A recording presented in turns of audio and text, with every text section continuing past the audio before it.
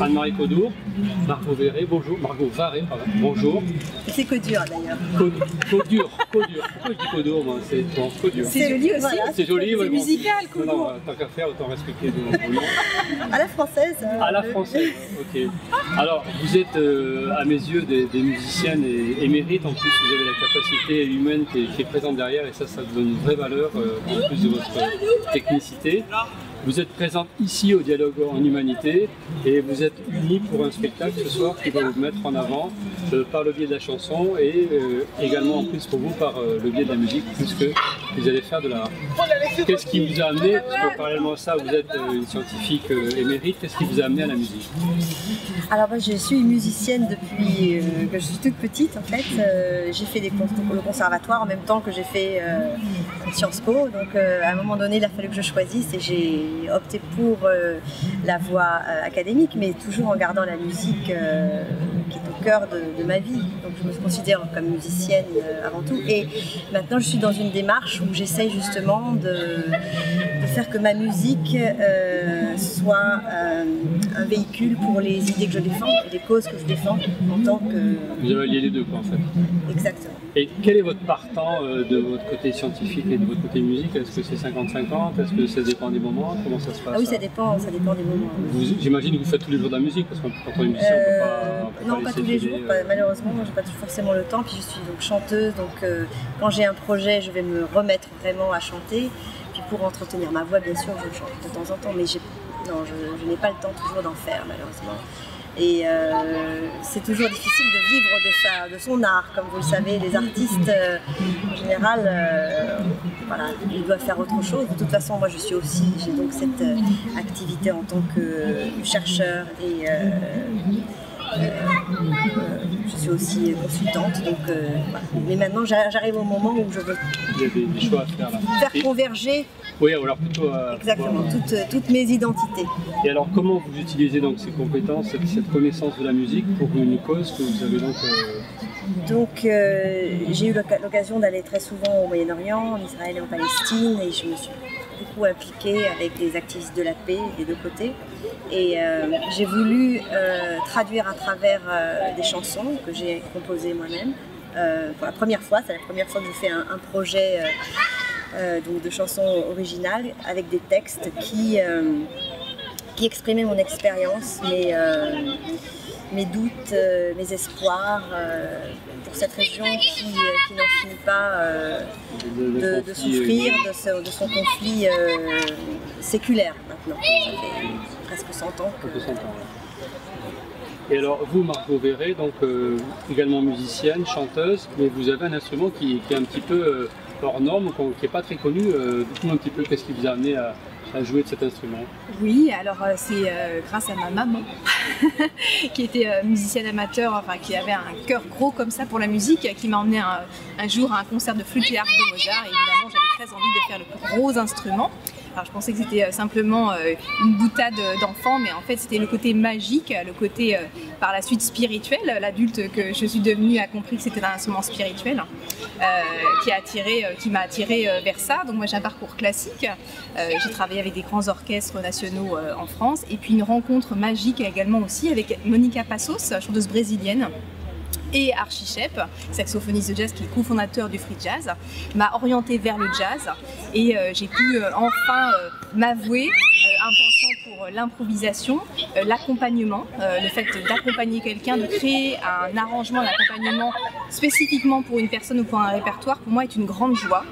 Et c'est vrai que quand Anne-Marie m'a proposé à la fois donc un concert sur le thème de l'amour, de l'énergie amour, un concert à la carte où on pouvait vraiment exprimer nos chansons originales et aussi nos accompagnements, et qu'en plus ce serait dans le cadre des dialogues en humanité, j'ai reçu un immense cadeau ce jour-là, voilà, et un cadeau dont je vais prendre soin ce soir, voilà, avec Anne-Marie.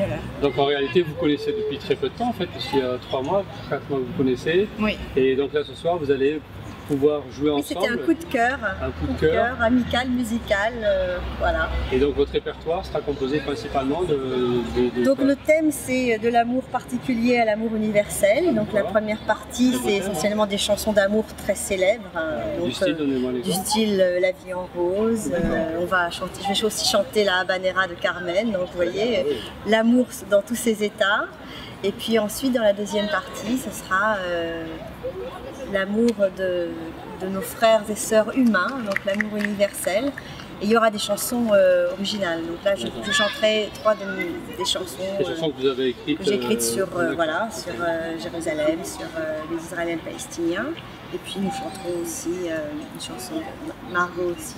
D'accord, et vous écrivez également des chansons, ce soir vous allez interpréter une également? Voilà, exactement. Moi, en fait, j'ai créé donc un Soul French Cabaret, en fait, le premier quartet de jazz avec harpe et voix en lead. Ça, c'est quelque chose de très original, qui développe des thèmes du féminin comme la douceur. Et donc quand Anne-Marie m'a proposé ce spectacle-là, je me suis dit que j'allais faire des formules plus réduites, c'est-à-dire en voix et harpe, de ses compositions et de ses arrangements. Voilà, ce sera empreint de féminin, de féminité, d'amour, de soin de l'autre, d'écoute de l'autre, de rencontres, de liens. Enfin, il y aura un bon bouquet de saveurs. Et alors, pourquoi le jazz? Parce qu'en fait, le jazz, c'est quand même pas un monde très féminin. Il y a quelques têtes de liste comme Aretha Franklin et tout comme ça, mais je veux dire, globalement, le jazz, c'est plutôt des hommes qui sont connus et reconnus. Pourquoi ce choix alors? Eh ben, c'est justement là où la terre est aride qu'il faut mettre un petit peu d'eau. Et le fait que ce soit une femme avec une voix légère, qui est complète en elle-même, mais disons ma voix n'est pas une voix, on va dire, qui porte énormément. Elle a sa fragilité, sa vulnérabilité, et je trouvais ça intéressant. Je trouvais ça peut-être un bon challenge pour moi. C'était un bon défi en quelque sorte. De proposer ça à ce monde effectivement qui est très dans la compétitivité, dans la performance. Et là j'arrive et j'essaie de faire vivre, j'essaie de faire une jolie place, un joli cocon à ma vulnérabilité, à ma fragilité, à ma voix et à voilà, mes envies, à mes désirs. Et pour le moment, en tout cas, ça touche pas mal de personnes. Et justement, parce que c'est atypique, parce que tout d'un coup... Mais je pense qu'il y a vraiment en chacun de nous, homme ou femme, un désir de féminin, un besoin d'équilibre entre la partie féminine et masculine. Et dans le monde du jazz, c'est tout à fait apprécié. Vous avez des artistes comme Stacey Kane, par exemple, voilà, qui arrivent vraiment avec une sensibilité, une fragilité qui est... Voilà, et c'est délicieux de les entendre. Donc, je ne me prétends pas être dans la même famille, mais en tout cas, ce sont des guides pour moi et des bonnes sources d'inspiration. Des références en tout cas. Ah, sont des références absolument. Et vous avez des chansons en duo, enfin, Nous allons dialoguer. Des échanges. Voilà, oui, tout à fait. Et donc, c'est des chansons qui sont personnelles ou qui sont déjà connues? Comment ça se passe là? Nous faisons une chanson. Quand vous allez chanter les chansons de Margot, vous allez les reprendre ensemble? Comment ça se passe ça? Non, on fait une voix d'accompagnement dans ce cas-là. On chante chacune nos chansons en solo, mais avec un petit accompagnement de l'autre voix. Et alors il y aura un enregistrement sur enfin il y aura un disque qui va sortir de ça peut-être? On espère. Vous espérez? On espère, pourquoi pas. Tous les possibles existent. Tous les possibles. Quand on les déclenche, c'est possible. Oui. Est-ce que vous voulez rajouter une information sur ce concert de ce soir? Est-ce qu'il y a quelque chose que vous voulez dire en particulier? Déjà, ça va être un grand bonheur pour nous deux. La manière dont on s'est préparé, on s'est dit on va vraiment essayer d'apporter un plus, mais pas un plus qui mette à l'écart les gens. Déjà, on va faire beaucoup chanter ce soir. Faire chanter le public. On va faire chanter le public. Et vraiment, le principe de la préparation, c'était de nous, entre deux chanteuses. Vous savez, dans le monde de la musique, souvent, les chanteuses, elles sont beaucoup en compétition. Et là, on a voulu travailler sur la sororité, parce que déjà, naturellement, c'est ce qui nous est arrivé en tant qu'être humain. Quand j'ai rencontré Anne-Marie, il y a eu un vrai coup de foudre humain. Voilà. Une vraie sororité qui a été révélée. Elle était là avant, de toute façon, mais elle était absolument évidente avec Anne-Marie. Et donc, du coup, vraiment, moi, ce que je souhaitais en termes d'arrangement et en termes de but sur le plateau, c'est qu'on apporte le dialogue, on dialogue entre nous déjà, et qu'on invite chaque personne du public à dialoguer avec nous. Donc, c'est vraiment un dialogue... C'est le principe même des dialogues en humanité. Exactement. Donc, on essaie vraiment de coller à l'état d'esprit des dialogues par tous les moyens et avec un grand plaisir. Voilà. Et est-ce que vous imaginez que ce genre d'événement, vous allez pouvoir le reproduire par la suite? Je ne sais pas si ça prend bien, si on on vous aimerait le propose, beaucoup, oui, on aimerait le faire. On aimerait le refaire en France et peut-être aux États-Unis. Oui, il y a comme une ouverture très large. Voilà. Pourquoi pas? Puis en plus, j'imagine que vous parlez anglais et américain sans aucun problème toutes les deux. Exactement. Anne-Marie, oui. Vous, je peux comprendre que vous parlez aussi, donc a priori ça se passe. Je me débrouille.